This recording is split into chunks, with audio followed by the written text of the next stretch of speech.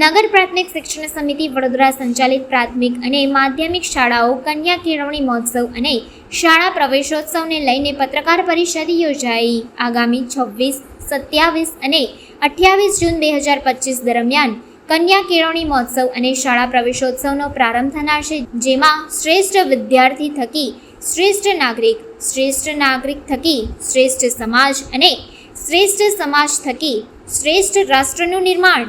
વિદ્યાર્થીઓ માટે આ તકનું નિર્માણ એટલે જ શાળા પ્રવેશોત્સવ આપવામાં આવશે. બાળકોનો શાળામાં પ્રવેશ થાય અને બાળક બાલવાટિકાથી ધોરણ 8 સુધીનો પોતાનો અભ્યાસ પૂર્ણ કર્યા બાદ શાળા ન છોડતા ક્રમશઃ ઉચ્ચ અભ્યાસ કરે તે માટેના આયોજનના ભાગરૂપે નૂતન ભારતના શિલ્પી અને દીર્ઘદ્રષ્ટા ભારતના પનોતા પુત્ર માનનીય વડાપ્રધાન નરેન્દ્રભાઈ મોદી સાહેબની ઉમદા વિચારધારાની ફળશ્રુતિ રૂપ એક પાયાની શિલા સમાન ઉત્સવ એટલે કે આ શાળા પ્રવેશોત્સવ. તેઓ દ્વારા દીકરીઓના શાળા છોડવાના પ્રમાણપત્રમાં ઘટાડો તથા દીકરીઓ અને દીકરાઓ એક સમાન રીતે શાળામાં પ્રવેશ મેળવે અને અભ્યાસ કરી એક ઉજ્જવળ ભવિષ્યનું નિર્માણ કરે અને આ સાથે એક સ્વાસ્થ્ય અને સક્ષમ ભારતની રચના થાય તેવા પ્રયત્નો કરવામાં આવ્યા, જેનું પરિણામ એ આવ્યું કે આજે વર્ષોથી ઉજવવામાં આવતા શાળા પ્રવેશોત્સવના કારણે બાળકોના શાળા પ્રવેશનું પ્રમાણ 100% પહોંચવા આવ્યું છે, જ્યારે શાળા છોડવાનું પ્રમાણપત્ર ખૂબ જ ઓછું થયેલ છે,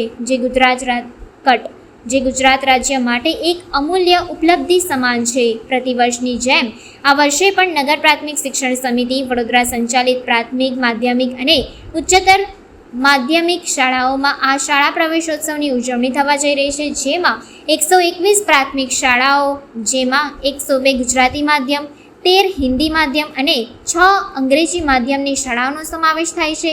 શાળા પ્રવેશોત્સવની ઉજવણી હાથ ધરવામાં આવનાર છે. આ શાળા પ્રવેશોત્સવ દરમિયાન બાલવાટિકામાં 3746 અને બાલવાટિકામાં 4120 બાળકોને વિવિધ મહાનુભાવોની હાજરીમાં પ્રવેશ આપવામાં આવનાર છે. આ શાળા પ્રવેશોત્સવની ઉજવણીમાં રાજ્ય સરકાર શ્રી દ્વારા વડોદરા મહાનગરપાલિકા સમક્ષે વિવિધ મહાનુભાવો અને સામાજિક અગ્રણીઓની હાજરી માટે સૂચન કરવામાં આવ્યું છે. આથી આ મહાનુભાવો આગામી તારીખ 26, 27 અને 28 જૂન 2025 દરમિયાન વિવિધ શાળાઓમાં હાજરી આપી બાલવાટિકા અને બાલવાડીમાં નવીન પ્રવેશોત્સવ પાત્ર બાળકોને શાળામાં આવકારશે. આ ઉપરાંત આંગણવાડી અને માધ્યમિક તથા ઉચ્ચતર માધ્યમિક શાળાઓમાં પણ બાળકોને આવકારવામાં આવશે. આ શાળા પ્રવેશોત્સવ અંતર્ગત નવીન પ્રવેશપાત્ર તમામ ભૂલકાઓને નગર પ્રાથમિક શિક્ષણ સમિતિ વડોદરા દ્વારા એક શૈક્ષણિક કીટ આપવામાં આવનાર છે, જેમાં school bag, water bag, notebook, pencil, rubber, સંચો, ફૂટપટ્ટી, કંપાસ, બૂટ, મોજા, ગણવેશ જેવી વિવિધ સામગ્રીઓનો સમાવેશ કરવામાં આવેલ છે. આપણે શાળા પ્રવેશોત્સવ કરવા જઈ રહ્યા છે ત્યારે નવા આવનાર બાળકો એ ખૂબ સારી પ્રગતિ કરે, એના માટે કરીને એને સારું ઇન્ફ્રાસ્ટ્રક્ચર મળે, સારી પ્રગતિ કરી શકે, સારું એજ્યુકેશન લઈ શકે, એના માટે નગર પ્રાથમિક શિક્ષણ સમિતિએ આજે શાળા પ્રવેશોત્સવ માટેનો એક પ્રેસ કોન્ફરન્સ રાખેલી. એની અંદર આપ સર્વે મીડિયાના મિત્રોને હું આવકારું છું, આભાર વ્યક્ત કરું છું અને આપના માધ્યમથી નવા બાળકો હજુ નગર પ્રાથમિક શિક્ષણ સમિતિની શાળાઓમાં જોડાય એના માટે અનુરોધ કરું છું. આજના દિવસે નગર પ્રાથમિક શિક્ષણ સમિતિના અમારા તમામ સભ્યશ્રીઓ, અમારા એઓશ્રી, મારા ઉપાધ્યક્ષશ્રી, અમે સાથે મળીને નગર પ્રાથમિક શિક્ષણ સમિતિ નવી ઊંચાઈએ જાય એના માટેના અમારા નવા ઊંચા ટાર્ગેટો ફિક્સ કરીએ છીએ અને આવનાર દિવસોમાં ખૂબ સારી મોટી સંખ્યામાં બાળકો અભ્યાસ મેળવી શકે એના માટેના પ્રયત્નોમાં અમે લાગેલા છે. આભાર. 50,000નો ટાર્ગેટ હતું, હાલ કેટલા વિદ્યાર્થીઓ? 50,000નો ટાર્ગેટ એટલા માટે રાખવો પડે કે અમે ટાર્ગેટ જ્યારે ઊંચો આપીએ ત્યારે ઊંચી સંખ્યામાં બાળકો જોડાઈ શકે. અત્યારે 43,000 થી 45,000ની વચ્ચે આ વખતે સંખ્યા રહેશે. આ 9, 10 અને 11, 12ની અંદર આ બાલવાડીના બાળકો એડ કરતાં 50,000ની સંખ્યામાં અમે પહોંચી રહ્યા છે અને બાલવાડી અને 9, 10ની સંખ્યા એડ કરીએ તો અમે 50,000ની સંખ્યા પર પહોંચી રહીએ છીએ.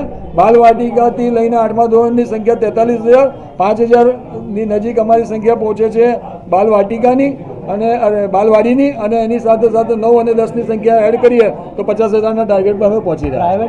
આ વખતે 900ની આસપાસની સંખ્યા અમારી પાસે અત્યારે લગી આવી ચૂકી છે અને એની આગળની સંખ્યા અમારી પાસે હજુ આવનાર દિવસોમાં આવનાર છે.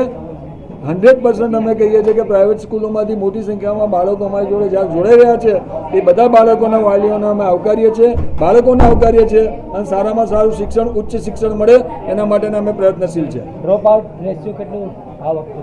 ડ્રોપ આઉટ રેશિયો 1 સમથિંગ છે, પણ એ ડ્રોપ આઉટ રેશિયો નહીવત છે. જ્યારે 34% અમે શરૂઆત કરી હતી, આજે 2% આસપાસનો ડ્રોપ આઉટ રેશિયો એ નહીવત પર લઈ આવીને અમે લોકો આ કામગીરીમાં લાગેલા છે.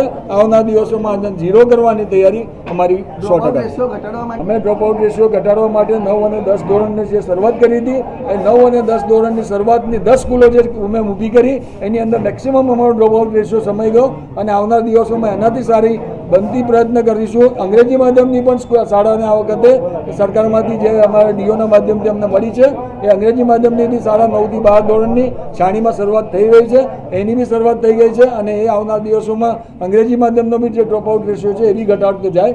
અંગ્રેજી માધ્યમના કરતાં બી હું એવું કહું છું કે સ્થાનિક ભાષામાં આપણો પહેલો પ્રયત્ન હોવો જોઈએ. સ્થાનિક ભાષા એ આપણી માતૃભાષા છે. માતૃભાષાની પહેલી અમે ચિંતા કરતા અમે સૌથી વધારે શાળા માતૃભાષામાં રાખેલ છે. ત્યાર પછી અમે રાષ્ટ્રીય ભાષા બી અને અંગ્રેજી માધ્યમની ભાષા બી આ બધી જ ભાષાની અંદર સર્વ ભાષાને અમે સમાન હક આપી અને સર્વ ભાષા માટેની ચિંતા કરીએ છીએ. પણ સાથે સાથે અમે એટલું 100% કહીએ છીએ કે આવનાર દિવસોમાં ડ્રોપઆઉટ રેશિયો ઓછો કરવા માટે અમારે જે બી ભાષાની જે બી સ્કૂલો વધારવી પડશે એના માટેના અમે પ્રયત્નશીલ છે.